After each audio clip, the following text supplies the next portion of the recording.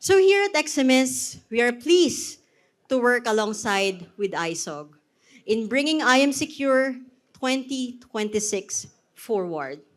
In many ways, our journey in cybersecurity has been shaped by working with this community.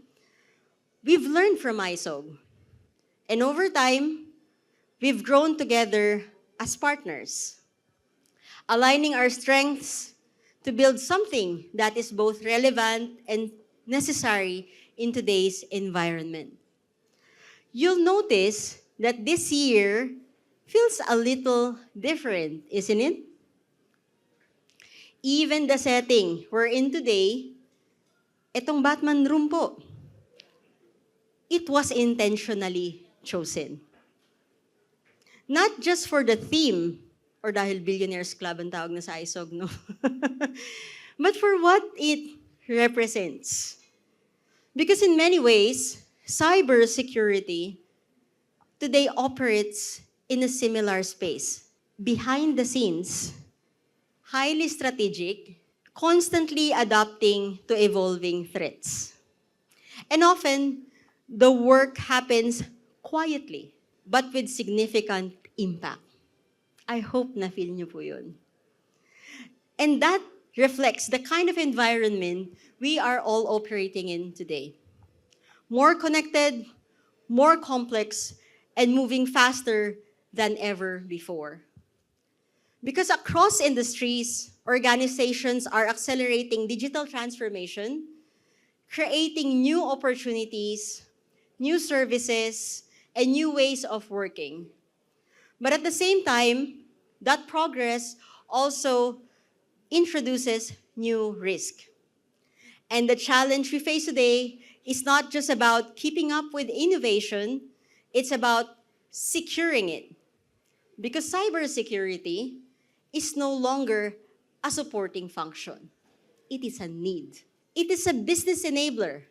It is a trust framework.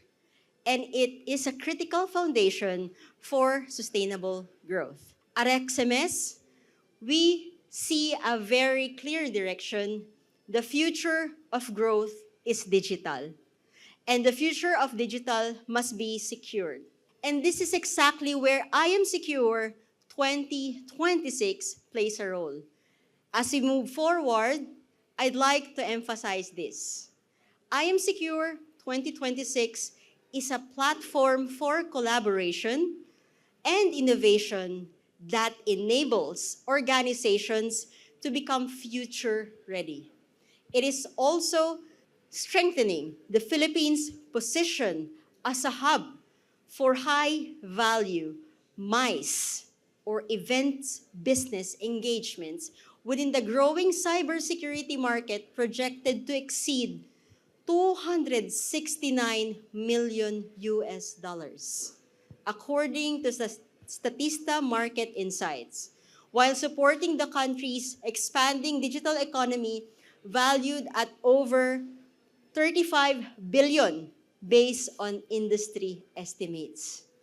Ang laki po ng ating tinitignan na opportunity, hindi lang pang PO, pati po para sa bayan. No? And then this reflects not just the opportunity and the responsibility in front of us, because growth and risk now scale together. And no single organization can address that alone. What we need is a more coordinated approach where government, enterprise, and technology providers, andito kayo lahat ngayon. Let us unite and align. Collaboration becomes part of how we operate and where innovation is matched with the right level of security. That's what this platform is designed to support. Not just through today's launch, but through the engagements that follow. At XMS, we are proud to continue working alongside ISOG. Mga sirs, thank you very much po talaga. Aking mga bossings na nagturo ng cybersecurity. From tourism, napunta ako sa cyber. Grabe ang ating milestone in life. Pero okay naman, ito yung ating faith na binigay, no? From sa taas. And yun nga, we are very proud to continue doing this work. And for all the partners na dumadami, lumalaki, mas nagtitiwala, ensuring that this platform delivers real value across industries. Because at the end of the day, success is not just about how fast we move, but how well we secure that we're building. And one thing I also want to emphasize here is that we're very proud that we are, I think, the only Filipino events and marketing company na gumagawa ng ganito kalaking campaign about cyber security since 2018. All of the other regional players are from other countries. So sana po suportahan ninyo ang sa atin. Siyempre, hindi lang po para sa turismo, para din po sa cybersecurity, and para po din sa bansang Pilipinas. Maraming salamat po, and good afternoon to everyone.